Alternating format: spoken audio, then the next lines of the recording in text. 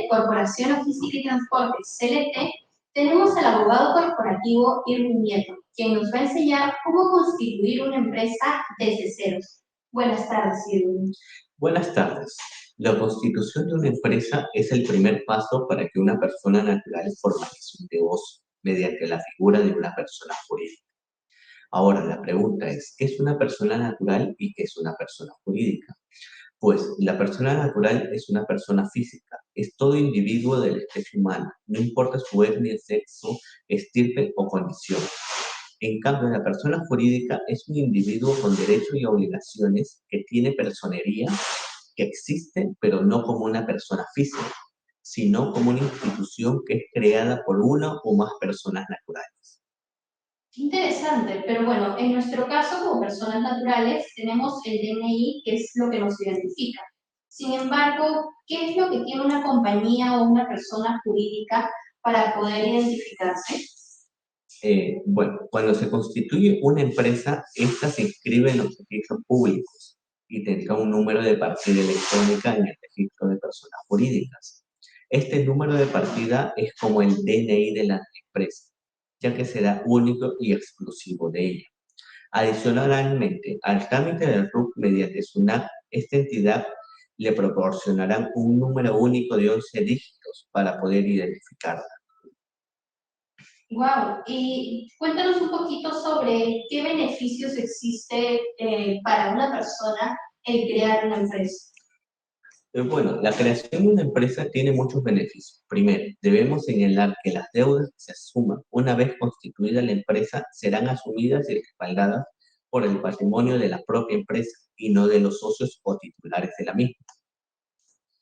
Ok, pero si es que no son los socios o titulares quienes se hacen cargo de las deudas, ¿qué pasaría si es que la empresa quiebra? ¿Quién se hace cargo de suplir esas deudas?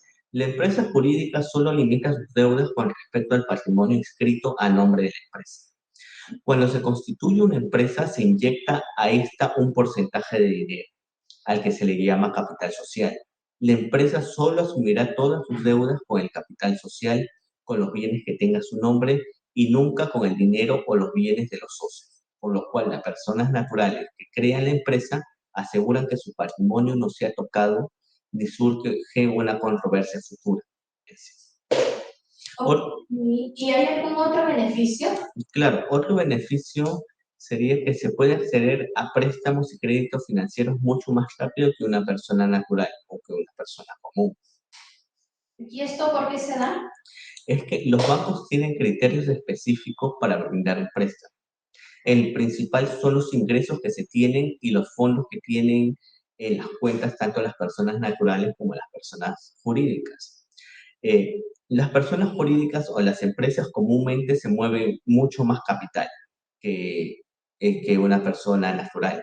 Adicionalmente, la empresa tiene un capital social establecido, el cual los bancos confían que en un futuro dicho capital se puede cobrar la deuda que tenga con el banco.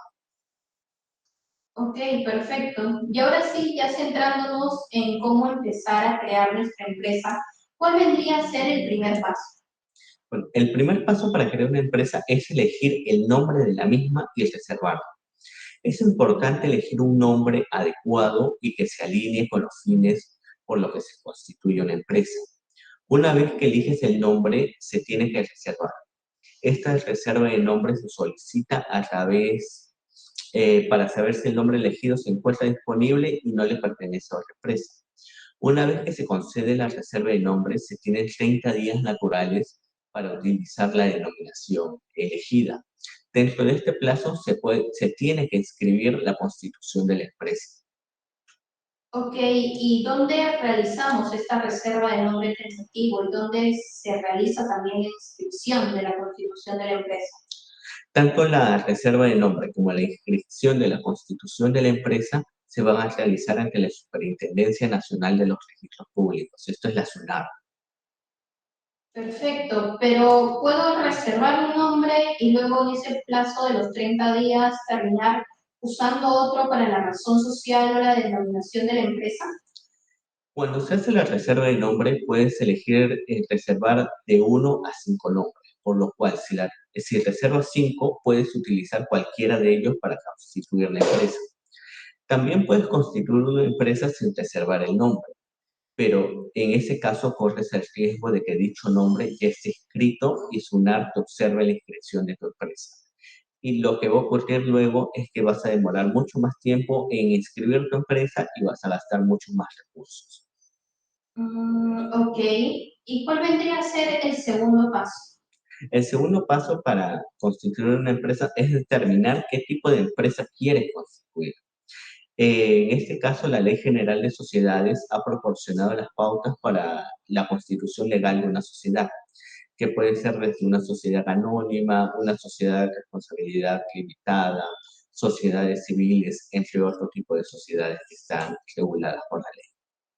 Ok, o sea, tenemos distintos tipos de empresa. Sin embargo, si yo quiero importar o exportar, ¿cuál me recomendarías o cuáles son las más utilizadas? Bueno, como indiqué, existen muchos tipos de empresas que se pueden constituir, pero para el presente caso, en el cual se pretende constituir una empresa para importar y exportar productos, vamos eh, a utilizar las EIRL y las sociedades anónimas cerradas.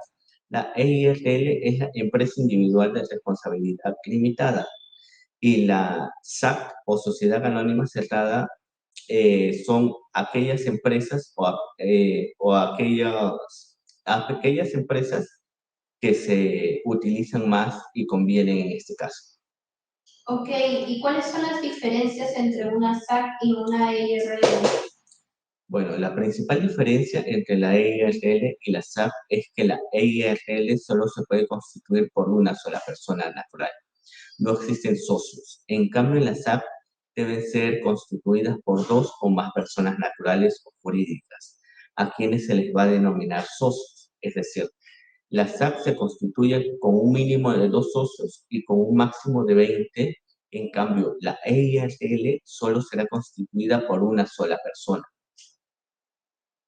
Otra diferencia es que la EIRL debe ser constituida sí o sí por una persona natural. En cambio, la SAC puede ser constituida por una persona natural o por una persona jurídica. Esto quiere decir que un socio de la SAC puede ser otra empresa, no necesariamente una persona natural. Otra diferencia son los cargos esenciales. En las EIRL existen dos cargos principales, los cuales son el titular o el que inscribe la EIRL y la gerencia, que puede ser casi siempre es el mismo titular. En cambio, en las SAC tienen como cargos a los socios accionistas, el directorio y la gerencia. En la SAC la máxima autoridad es la Junta General de Accionistas. Ok, ¿y en una EIRL necesito menos dinero para empezar en comparación a una SAC o es exactamente lo mismo? No, ambas empresas pueden constituirse con el capital social que deseen. Por ejemplo, ambas pueden constituirse con un monto mínimo de 1.000 soles.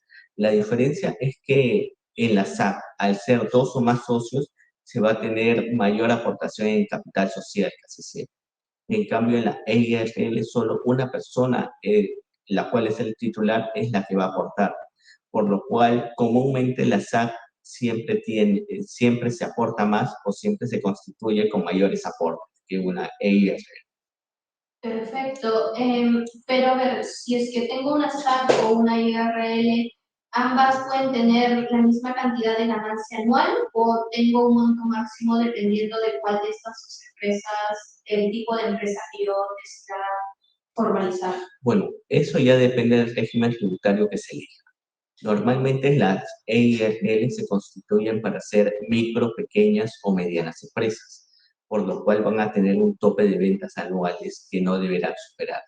En cambio, las SAP pueden constituirse para ser grandes empresas y no estarían restringidas en ello. Pero ese tema lo vamos a explicar el 27 de enero cuando hablemos de los regímenes tributarios. Perfecto. Y a ver, ¿existen algunas desventajas dependiendo del tipo de empresa, ya sea una IRL o SAC? Bueno, no existen desventajas en sí. Pero si vamos a hablar de unas posibles desventajas, serían el límite de socios que tiene cada una de estas empresas, ¿no? Como indiqué, las EIRL, el titular solamente va a poder ser una persona y el SAC puede constituirse hasta un máximo de 20 personas. En este caso, si quisiera excederse o si se quieren asociar más de 20 personas, podrían optar por, por crear otras empresas, podría ser una sociedad anónima, pero comúnmente no se ve esto. Una desventaja también que tiene la EIRL sobre la SAC es que la EIRL solamente va a poder tener sucursales en territorio nacional. En cambio, las SAC pueden tenerlas en otras naciones, si gusta. Perfecto. Bueno, ya tenemos el primer paso, que fue el pensar en un nombre, el reservarlo en la SUNAT, y luego en estos 30 días que estamos teniendo, hemos elegido qué tipo de empresa vamos a tener. Ahora iríamos al tercer paso. ¿Cuál sería este? Bueno, el tercer paso para constituir una empresa es, una vez elegido el nombre y una vez establecido qué tipo de empresa se va a tener, es la elaboración del acto constitutivo de la empresa, el cual es un documento formal al que se le llama minuta. En la minuta se encuentra el pacto social y el estatuto de la empresa a constituir. El estatuto contiene las normas internas de la sociedad. En dicho documento se van a establecer la denominación de la empresa, el domicilio, la duración de la empresa, el capital social que se va a tener, que pueden ser aportes de dinero o bienes muebles o inmuebles. El inicio de las operaciones también, el objeto social y las facultades de la representación. También en la minuta se va a encontrar el pacto social de la empresa, en donde se va a designar a los representantes de la sociedad y los aportes de cada socio para la conformación del capital social. Perfecto. Una pregunta. Acabas de mencionar la parte del domicilio de la empresa. ¿Es necesario que cuando yo la quiera formar ya tenga el lugar exacto con calle, número y todo? ¿O puede ser algo un poco más genérico, un poco más amplio? En la constitución de la empresa se puede señalar que la empresa en sí va a tener un domicilio en una determinada zona. Puede ser alguna provincia, alguna capital. Sin embargo, no se tiene que establecer un domicilio específico. Es recomendable que se tenga un domicilio específico, sí, pero la dirección la puede señalar luego cuando se saque el RUC ante SUNAT, se puede señalar el domicilio fiscal específico. Ok, y en lo que viene a ser el inicio de las operaciones, ¿desde cuándo realmente inicia una empresa? Bueno, el inicio de las operaciones se va a indicar al momento de realizar el pacto social. Es decir, se puede señalar que el inicio de las operaciones sea desde el momento en que todos los socios o el titular de la empresa firme la minuta o desde el momento de su inscripción ante los registros públicos. Eso va a depender del acuerdo entre los socios. Perfecto. ¿Y el objeto social qué significa exactamente? Bueno, el objeto social es en sí lo que se va a querer realizar mediante la constitución de la empresa. ¿A qué se va a dedicar la empresa en sí? Por ejemplo, una empresa que quiere importar o exportar tiene que manifestar qué es lo que desea importar o exportar, qué productos, qué servicios se van a brindar. Todo ello va a abarcar el objeto social. Ok, eso quiere decir que tengo que especificar exactamente qué producto he de traer. Claro, en el objeto social se tiene que especificar qué se va a realizar con la empresa, cuál es el objetivo por el cual se está formando esta empresa, pero también se pueden señalar otro tipo de objetos sociales, ¿no? Por ejemplo, el objeto social específico es la importación y exportación del extranjero, pero también se puede señalar que el objeto social adicionalmente va a poder importar a algunas provincias de Lima, digamos así, o algunas provincias de Lima o otros departamentos. Ok, y puedo cambiar o aumentar algunas cosas dentro del objeto social en el futuro. Claro, mientras se vaya avanzando y la empresa vaya creciendo, el objeto social se puede ampliar mediante una modificación del estatuto. Perfecto. Y ahora, ya siguiendo un poquito más, me gustaría saber cuándo y dónde podemos elegir quién va a representar a la persona jurídica o a la compañía en lo que viene a ser cuestiones como firma de contratos y otras responsabilidades. Claro, esto se va a dar en el pacto social. Ahí los socios van a designar al representante de la empresa, al gerente general. Posteriormente se puede también realizar modificaciones y designar otros gerentes si se desea, otros gerentes, otros apoderados, lo que guste en sí los socios o lo que acuerden. Ok, y hace rato te vengo escuchando mencionar cuestiones como minuta, pacto social, estatuto. ¿Cuál vendría a ser la diferencia entre estas tres? La minuta es el documento formal en el cual los socios manifiestan su voluntad de constituir una empresa, que debe estar firmado por abogado habilitado y colegiado. En la minuta se va a encontrar el pacto social y el estatuto de la empresa.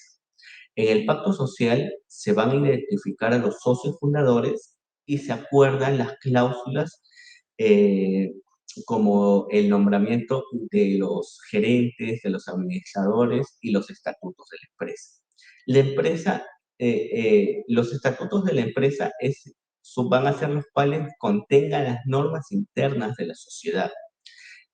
Para hacértelo un poco más claro, digamos que la minuta es un libro en donde una parte de la minuta o el título principal va a ser el pacto social y, y el estatuto sería cada capítulo del libro. Es decir, todo va a ser uno solo, sino que se va a dividir. Ok, ok. ¿Y cómo elevo el estatuto y el pacto social a la escritura pública para poderlo inscribir en la SUNAT? Bueno, la minuta que contiene el pacto social y los estatutos de la empresa se llevan a la notaría para que el notario dé fe del acuerdo de voluntades de los socios y éste la va a elevar a escritura pública. Una vez que está escriturada, esta se va a escribir ante SUNAT. Ok, y por ejemplo, ya vimos que quiera que no, la SAC puede ser una mejor opción en estos casos que me voy a dedicar a importar y exportar, pero todos los socios debemos de aportar la misma cantidad de dinero, ¿esto puede variar o cómo se trata? No, los socios pueden aportar la cantidad de dinero que se desee, pero este se dividirá en acciones. Por ejemplo, tú y yo podemos constituir una empresa con 1.000 soles, que se transcribe en 1.000 acciones. Pero yo voy a aportar 800 soles, que son 800 acciones, y tú 200 soles, que van a ser 200 acciones. Y no va a existir ningún tipo de problema. Para constituir una empresa entre socios puede ser 50-50, 70-30, 60-40, dependiendo de los aportes que se entreguen. En sí, dependiendo de a qué acuerdo van a llegar los socios para las aportaciones. Ninguna, eh, no existe limitante entre la diferencia de aportes.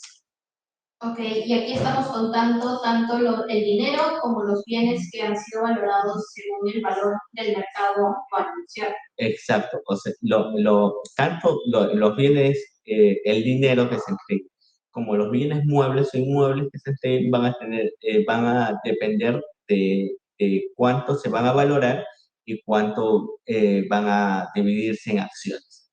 Por ejemplo, otro ejemplo, podemos hacer una empresa de 1.000.000 de soles. Tú puedes entregar una vivienda, un bien inmueble valorado en 500.000 de soles y yo aporto el otro 500.000 de soles en efectivo.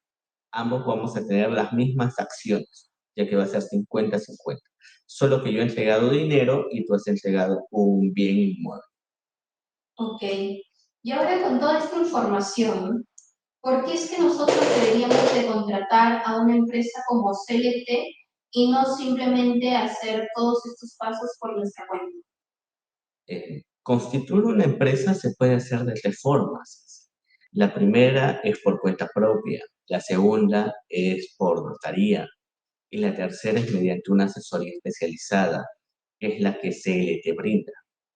¿Y por qué realizarlo con CLT? Bueno, nosotros, aparte de constituir la empresa, vamos a asesorar, a capacitar a cada uno de los socios y titulares de la empresa para que ésta inicie sus actividades de la mejor manera, sin equivocaciones y evitando en sí contingencias futuras, indicándoles cuáles serían el mejor pacto social, luego de su constitución, qué régimen tributario le conviene más, brindándoles asesorías para sacar los permisos necesarios dependiendo del rubro de la empresa.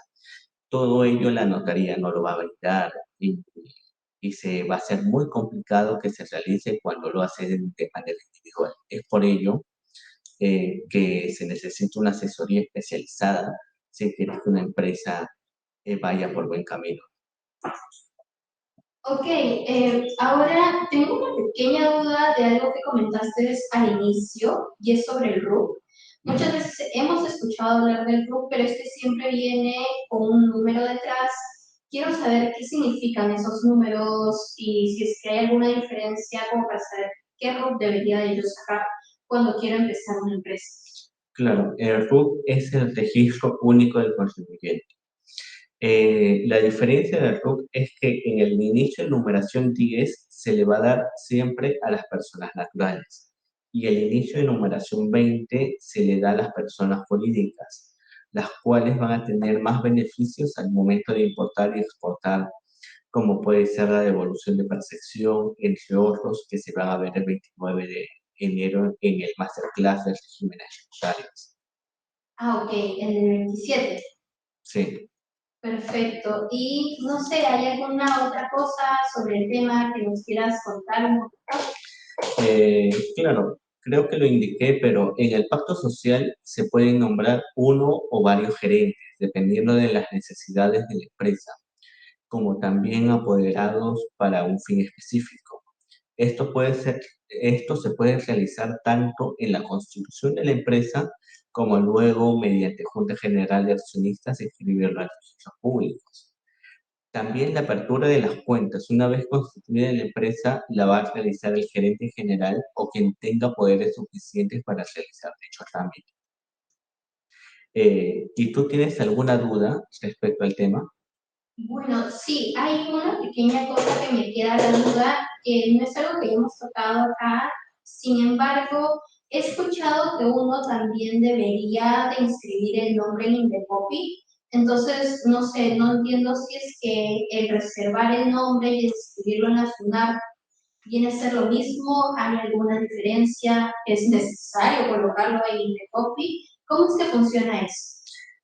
No, la inscripción de la marca en Indecopy es diferente a la reserva e inscripción de tu nombre como empresa en SUNAR. La diferencia es que en SUNAR tú reservas tu nombre para que ninguna otra empresa se inscriba con tu mismo nombre en SUNAR. Sin embargo, otras empresas pueden utilizar tu nombre sin estar inscritas en SUNAR para comercializar productos utilizando tu nombre, pero como una marca específica. Para proteger en sí tu nombre, lo tienes que inscribir en Indecopy, aparte de hacer la inscripción de tu empresa en SUNAR. La inscripción de la marca en Indecopy te va a proteger por 10 años para que nadie más utilice tu marca y sea exclusiva de la persona que le inscriba ante Indecopy. Ok, y luego eso yo lo puedo ir actualizando, volverlo a inscribir mi marca.